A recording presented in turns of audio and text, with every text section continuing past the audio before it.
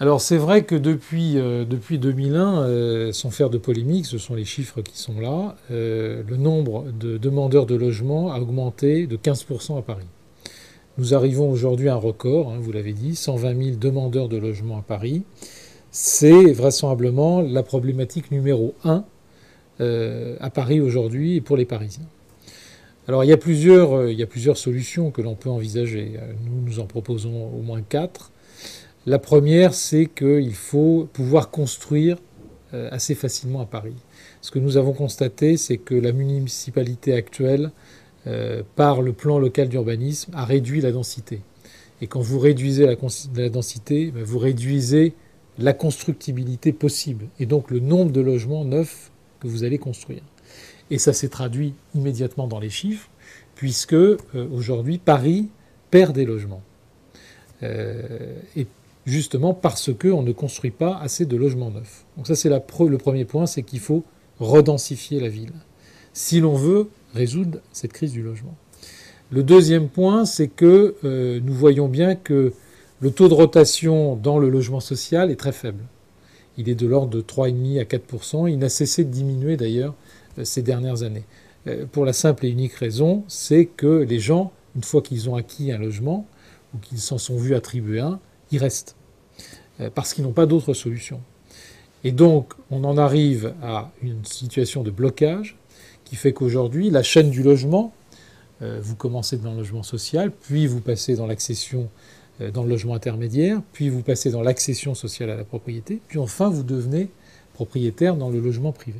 Eh bien, toute cette chaîne qui fonctionne dans un certain nombre de villes, et également des villes européennes, ne fonctionne plus à Paris. Donc nous souhaitons la construction de logements intermédiaires et la construction surtout de logements en accession sociale à la propriété pour permettre aux gens qui ont évolué dans leur situation professionnelle, ce qui est tout à fait logique, de pouvoir acquérir un logement, y compris un logement social. Ça, c'est la deuxième idée. La troisième idée, c'est que, bien évidemment, il faut accélérer l'accession à la propriété par la vente des HLM. C'est quelque chose qui est très différent par rapport à ce que propose la municipalité actuelle. Nous considérons que les gens qui sont dans le logement social, dans le logement HLM, n'ont pas vocation à rester locataires toute leur vie. Et nous souhaitons leur offrir la possibilité de devenir propriétaire du logement qu'ils louent actuellement. Alors dans des conditions préférentielles, avec des aides, etc. Mais je crois que c'est une politique qui a de l'avenir à Paris et que la municipalité actuelle refuse de pratiquer. D'accord. Et puis enfin, la quatrième mesure que nous proposons, c'est d'avoir un raisonnement à l'échelle de l'agglomération et non plus à l'échelle de Paris. On parle du Grand Paris, mais rien n'est fait actuellement en matière de logement pour raisonner ensemble avec les autres communes qui pourraient peut-être avoir des opportunités foncières, où Paris pourrait avoir là des possibilités justement de réduire le nombre de demandeurs de logement par une politique intercommunale, voire métropolitaine.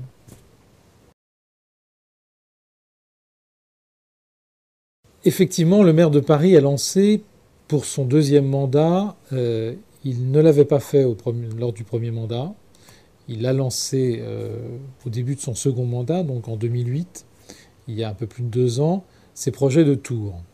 Et il y en a 7 à Paris, qui sont tous situés sur la périphérie de Paris, c'est-à-dire entre le boulevard des Maréchaux et le périphérique. Et il y a effectivement une emprise qui a été sélectionnée par le maire de Paris, c'est l'emprise des Batignolles, dont on a parlé tout à l'heure. Les Batignolles, c'est 50 hectares aménagés. C'est un projet qui va accueillir le tribunal de grande instance, puisque l'ensemble des services vont être regroupés sur cette emprise foncière. Et il a souhaité, effectivement, lancer un projet. Alors, on est parti à 10 tours. Alors, ce sont des mini-tours, ce que j'appelle des tours lilliputiennes.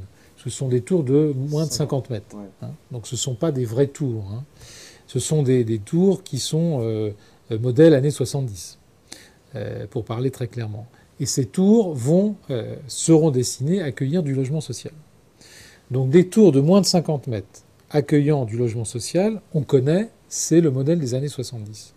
Et donc, nous sommes, et moi je suis particulièrement opposé à ce projet, tout simplement parce que ce que l'on va détruire, je vous ai parlé du projet de la Porte Pouchet, ce que l'on va détruire Porte Pouchet, ce sont exactement des tours des années 70, des tours de logement social, moins de 50 mètres, qui n'ont pas fonctionné, où on a 25% de chômage, 30% parfois chez les jeunes, et où on a des incivilités permanentes. Donc, ce que l'on détruit, on veut le reconstruire à 500 mètres sur les Batignolles.